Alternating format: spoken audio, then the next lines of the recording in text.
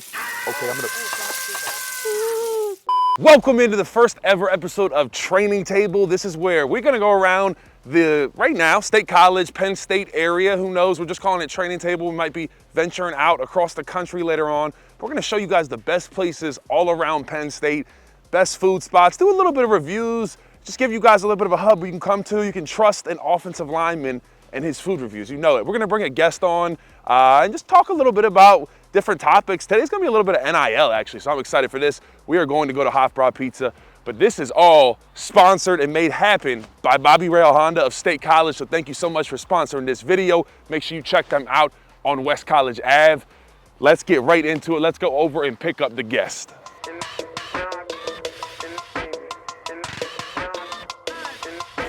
All right, I want to welcome in our first guest on Training Table, Sarah Jackson, graduate of Penn State University. She works right now in biobehavioral health for the university, and our dad played here in the 80s, one of the national championship teams, 82, and ready to eat some food, a little review. I think we're going to talk a little NIL because Sarah worked in NIL for a while, so. That's true. Yes, so it's going to be a good one. We're going to Hofbrau Pizza. It should be fun. Stay tuned. Looking forward to it. Well, Sarah, thank you very much for being the first guest on Training Table. Well, thank you for having me. I'm awfully excited. Absolutely, absolutely. How has everything been recently? Living in State College, correct? Yes. Well, I'm from State College, sort of. Okay. I wasn't born here, but I guess I've lived here longer than anywhere else. So. Where were you born? Houston, Texas. Oh, okay. How did that come about? How'd that come being about? born there? Well, my dad played for the Eagles, but then he was traded to the Oilers, and so that is why I was born in Houston. Okay. And he, right after I was born, or actually just right before I was born, he got the coaching job back up here as the wide receivers coach. Okay. What year so he got that? What year? That would have been probably spring ball of '93, and then he was the wideout coach from '93 to 2000 or 2001. 2000. Okay. Yeah. So he had some ballers. He had Joe Jaravicious. He had Bobby Ingram as a coach. That's kind of crazy that he got to be. I mean, he was one of the best wide receivers ever here. But then he also coached. I think Bobby's probably the best wide receiver ever here, in my opinion. Y'all Penn State fanatics, let me know in the comments section. No, that's true. I would argue with that. Yeah, right. Like I think that's pretty valid. We've had some decent recents. When we had if you've been watching, we had Deion Butler and Derek Williams on the show. Those are a couple legends too. Yes, I did see that. Yes, you know. So we got a lot of Penn State wide receivers in and around this thing. Had to pull over and take off my jacket because linemen. My mom always told me growing up to put on a jacket, but I was. Well, you're huge. Well, yeah, exactly. I got a lot of warmth, kind of.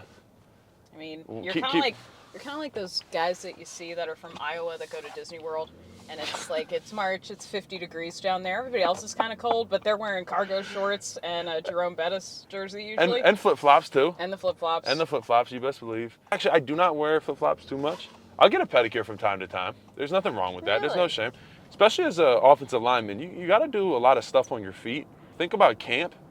And you're in them cleats for like 6 hours a day, and they get wet, which like I know sounds really gross, but I'm gonna be honest, sometimes after camp practice, you're walking off the field and you hear mush as you're walking because you've also just, not only your sweat and it's 90 degrees, but you've sprayed so much water on yourself that it has then leaked all the way down through clothes, shirts, and then into your socks and your shoes. So you get trench foot.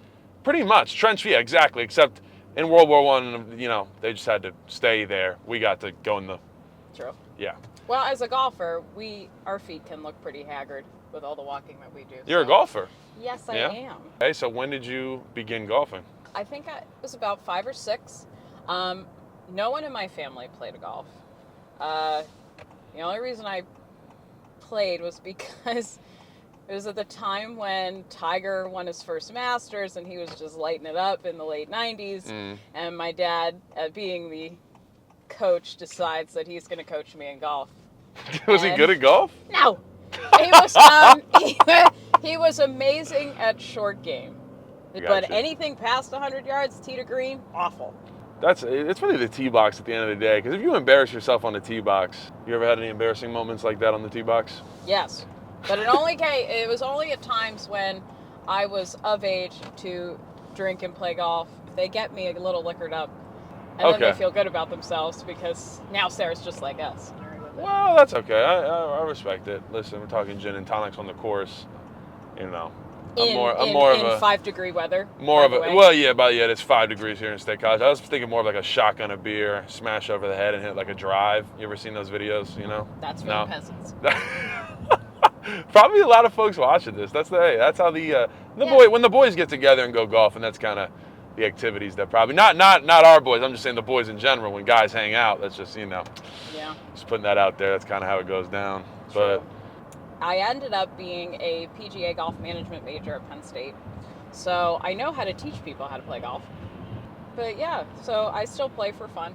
Right. And I really do enjoy it. What are you shooting these days? You play off the whites, right? Yes. Yeah, no women's tees. All right, so off the whites, off the tees that every single person watching this video plays off of. Don't lie. Go ahead. What is your what are you normally shooting off the whites? Now, no practice, mid-80s. Okay. There was a time in my life when I would be, 1 over, 2 over. Okay. But that was me practicing all the time. But now, I got to be the working man. Right. So we're going mid-80s now. Okay. But I'm still respectable. I can still smack it off the tee like crazy. Everybody knows that. By the way, it's very nice. Yeah, this is the car that I'm going to get. So this is what I'm looking at. This is very nice. Yeah, very it's so much bigger. I love big old Honda Pilot. I know that you have a lot of room, and you're 6'6". I feel like when you walk into a house, there's like 13-foot ceilings. That's what the Honda Pilot feels like for me. So you are, as the British say, absolutely massive. Good. Okay. So I want to ask about your father, Kenny Jackson, when he was coaching at Penn State. So you were obviously younger, but do you remember do you have any good memories from bowl trips? Because I know like being around all these different, families, they bring all the kids and stuff like that. So you got any good memories of all that stuff? Sure. That I remember going to when we'd go to SeaWorld or something for the Citrus Bowl, and we'd be walking around with the players, and I felt all important, and it was really nice because you felt like their little sister, and they always got a kick out of the golf because my dad would, he would have, back then there were no flat screens, it was the basic, television. There were no DVDs then. The farthest I go back is like Blu-ray, pretty much. You. Yeah, I'm O2 baby here. Yep. He would always, he's a film junkie. He loves film. So with golf, he would film my swings all the time. Didn't matter. And he would dissect them, and he didn't know nothing about nothing.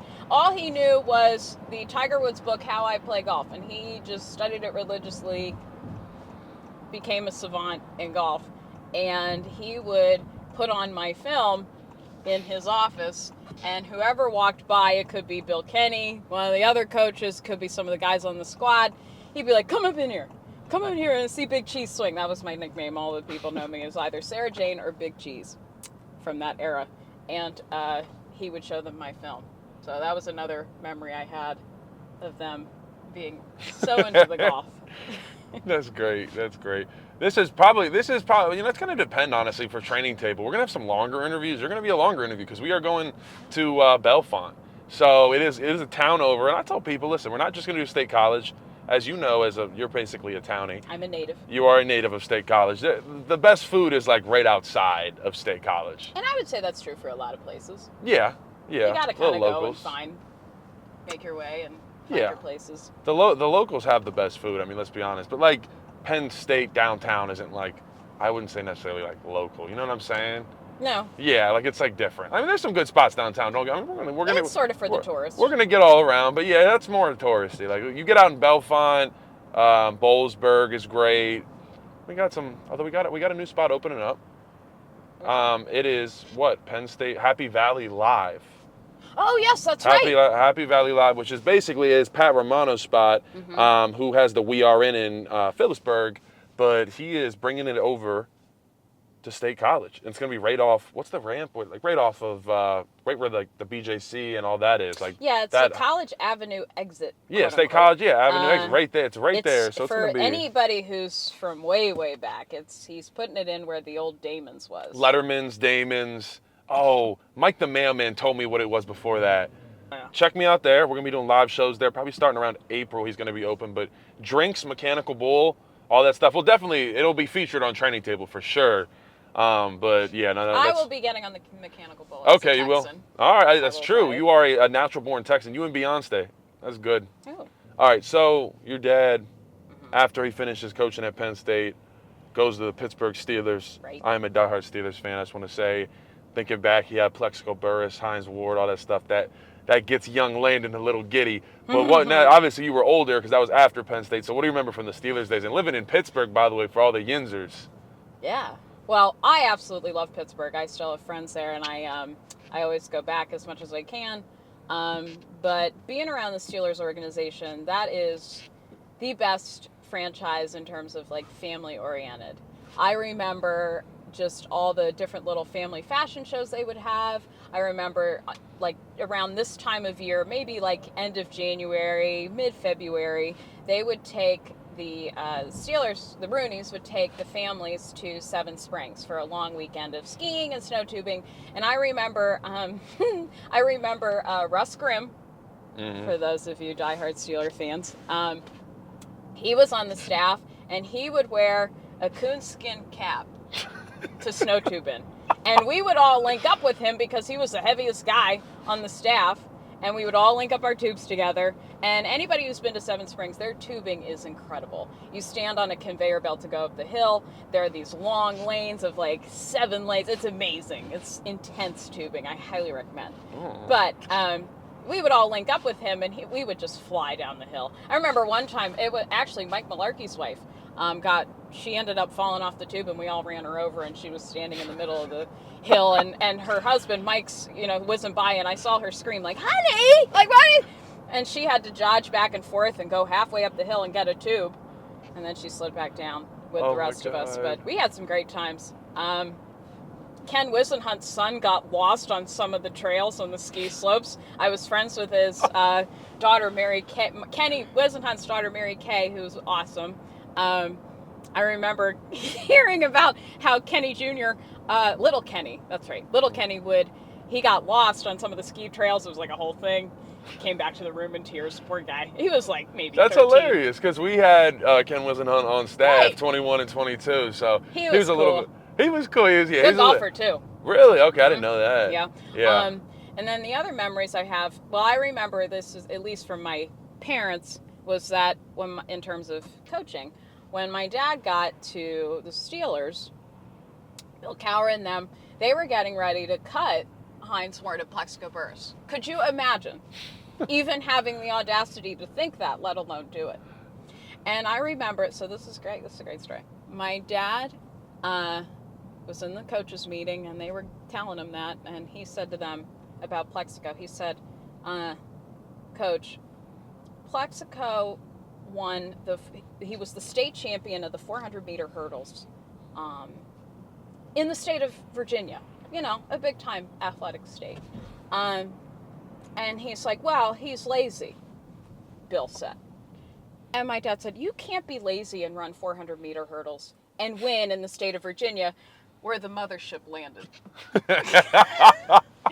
And so everybody kind of was speechless in the room, and they, of course, didn't cut him, and it ended up being well. Yeah, working out well. Plex, I remember I was a little young for that, but Plex was a. You weren't even born yet. I remember when I Probably. kind of he was there. You weren't even a Steelers fan yet. Yeah, you're right. I wasn't. I really wasn't until like 06, but I do remember Plex for a little bit, and then he also came back. I remember in like 2012. If you're a real Steelers fan, you remember that he signed in like week 16. And he was like old, and Ben threw him a touchdown, and it was like week 17 against the Browns. I remember it, and yeah, good times, man.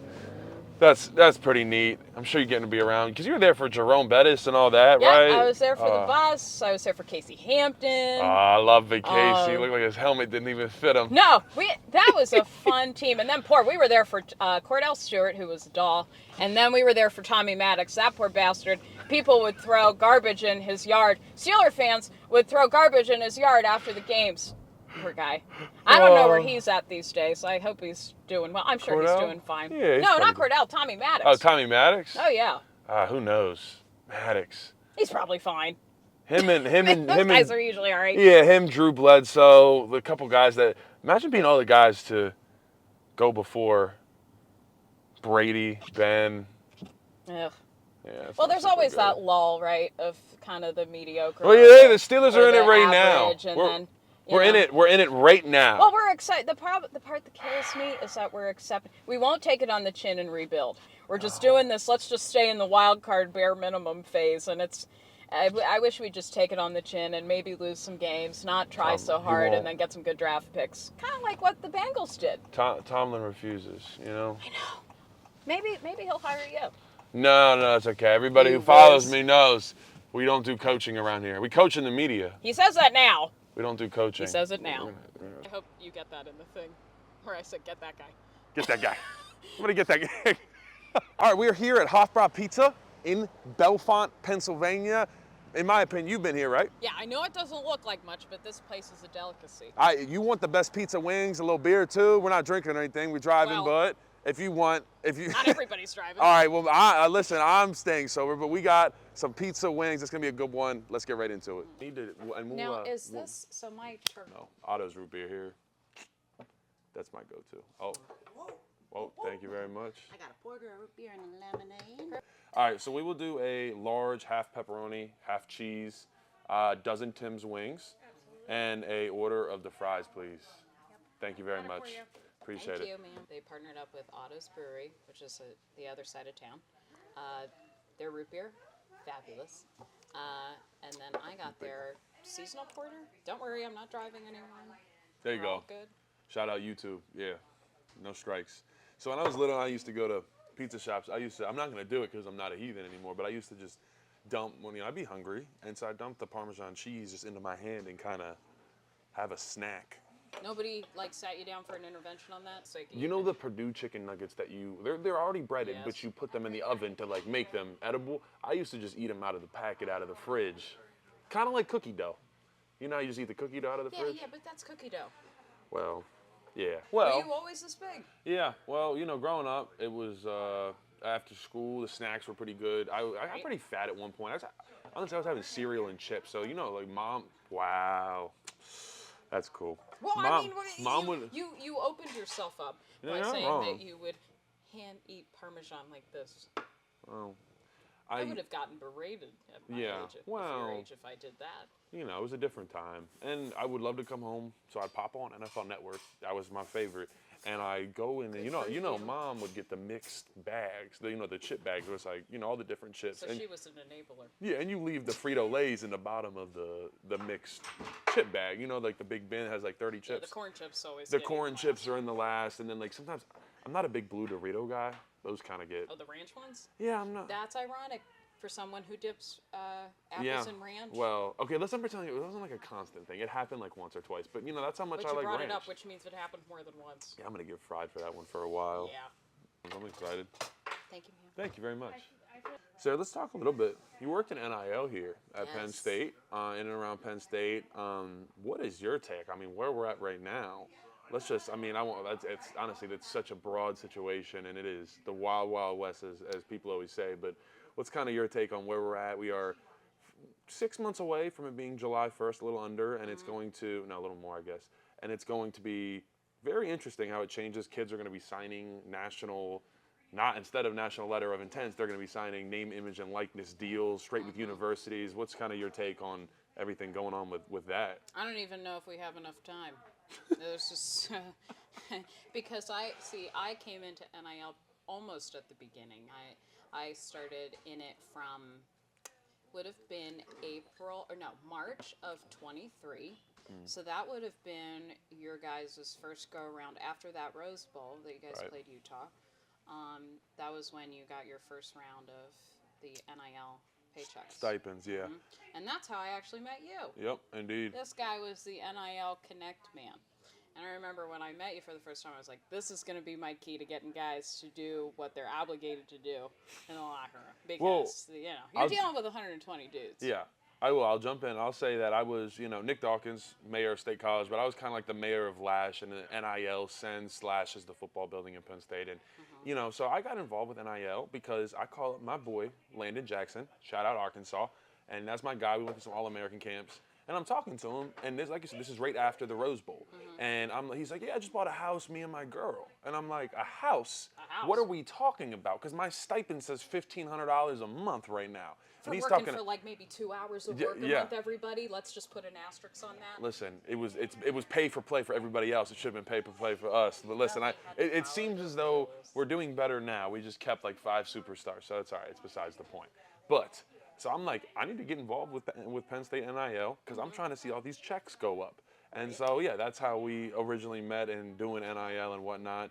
And so seeing you from the beginning of NIL to where we are now, how would you, the evolution already? I still feel like we're in the infancy stages too of NIL, but how have you seen kind of the transformation of really being behind the scenes in Penn State NIL? Well, from the behind the scenes side of things, it's kind of clear as mud because everything changes day by day, week by week. I mean, the rules are fluid. It's suggestions rather than hardcore rules. But I will say, with all of the, I think the problem that you do run into with it being for name, image, and likeness and not truly pay for play, meaning pay for your work, is that you get these kids, let's say you sign somebody who hasn't stepped a pinky toe on the practice facility yet, and you give them a lot of money. But that's NIL, and what if he doesn't pan out? What if he's just not the caliber you want, or what if he's just plain old lazy? And it gets to the point where they go, you can't pay me based off of my performance, you're paying me off my picture and my number, so you have to pay me.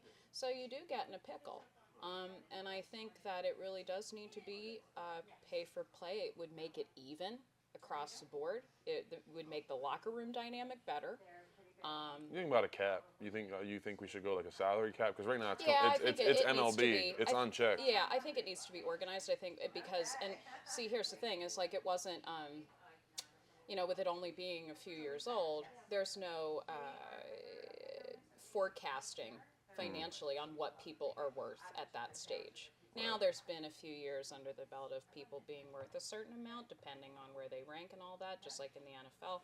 But honestly, to fix it all, I think they really need to, the players need to be paid from the ticket revenue, merchandise revenue, and TV revenue, rather than being paid for by fans who are already paying a lot to be a part of the experience and cheer them on. Let's talk. I mean, you know how expensive it is to come into State College for a game with even just, let's just say a wife and a kid. It's insane. It is ridiculous. Oh yes. Oh yes. There we go. Okay, here we go. Nice, but gotta shine this on there. Ruth, and she knew that I like my blue cheese and the ranch. She didn't even ask because she was on top of it. So they make their own wing sauce here, and the wings are impeccable every single time. Tim's Wings. That's the only way to get the wings. And if you don't get a dozen, you got a problem.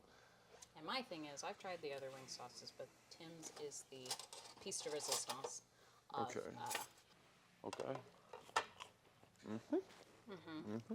See, now, are you a flats or drums guy? We're going to go this conversation. Drums. Drums? Yeah, I'm drums, but like sometimes if you get that flat, and I use the listen, Jake, bring her in. I want to see the technique. Bring her in for a second. This is absolutely a thing. So I mean, I learned this from Matt Stoney. He eats a lot of food competitions when I was watching him on YouTube. Like normally it's easier to have the plate. Okay, this is a little hot. It's a little hot right now. It just came out of the fryer, but you just gotta hit the push. Okay, I'm gonna. Oh, don't do that. We're gonna wait 1 second and come back to that. See, now you should. Oh. Listen, this is. And guys, don't mess this up for us, but this is a good place to come when everybody is really in downtown and there's a home game. It's now you're giving it away. Stop talking. I know. The townie's gonna shoot me for this one. Oh, yeah, yeah. We're on TV. This is rated PG. That's true. PG. We'll keep it G over here. I do have the fork and knife. What would that be for? Are you gonna eat it with a fork and knife right now? I do that when it's searing hot. And I don't do what you did with the finger up the wing. Okay, yeah, you're right. You're right. Okay. Oh, you know what? No, I think I need a slice of cheese to just start this thing off. Oh, really? No, we'll call out chains, Domino's. I don't think. Oh. I don't think there is really a good chain pizza. If you want me to be frank. There you go. Oh my. Good undercarriage. Oh yeah, that's Dave Portnoy would like that one. Shout out Barstool. So Ruth, you were talking about your town and gown interview, Yes. right? You think this cheese is what makes this pizza completely just special, It different, does. different from everywhere else. Why is that? Absolutely. Because we get our cheese from the Pennsylvania Macaroni Company in Pittsburgh. Penn Mac. Penn Mac. For the Yinzers The and the feed. Yinzers absolutely no Penn Mac.